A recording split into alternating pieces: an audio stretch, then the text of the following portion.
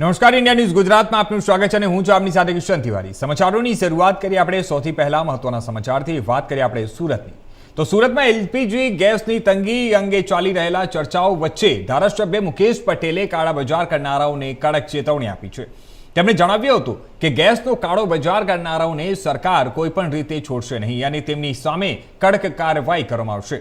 ધારાસભ્યે સ્પષ્ટ કર્યું છે કે દેશમાં ગેસની કોઈ પણ પ્રકારની તંગી નથી। ટૂંક સમયમાં 2 જહાજ ગેસ લઈને આવી રહ્યા છે અને જેના કારણે પુરવઠો સામાન્ય થઈ જશે। તેમણે વધુમાં પણ જણાવ્યું કે કોંગ્રેસના કાર્યકરો ગેસના બાટલા લઈને ફોટા પડાવવા નીકળી પડે છે। સુરત જિલ્લાના ઓલપાડ ખાતે કોસ્ટલ હાઈવેના ખાતમુહૂર્ત કાર્યક્રમ દરમિયાન આપેલા ભાષણમાં ધારાસભ્ય મુકેશ પટેલે આ પ્રતિક્રિયા આપી હતી।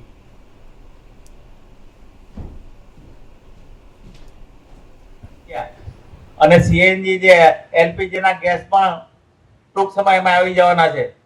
પણ મિત્રો આ બધા કોંગ્રેસી લોકો ખાલી બાટલાના ફોટા લઈને ગેસની તંગી છે।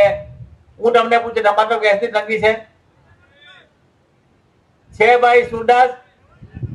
કશી તંગી નથી, બધું ગેસ મળે છે, ઘર આવીને ગેસ આપી જાય છે। પણ આ લોકોએ ખાલી આપણે તંગી કરીને ફોટા લઈને નીકળે છે। કોઈ જાતની ગેસની તંગી નથી। મોદી સાહેબે કીધું છે પેટ્રોલની બી તંગી નથી પડવાની, ગેસની બી તંગી નથી પડવાની, આપને બધું સમયસર મળી રહેવાનું છે।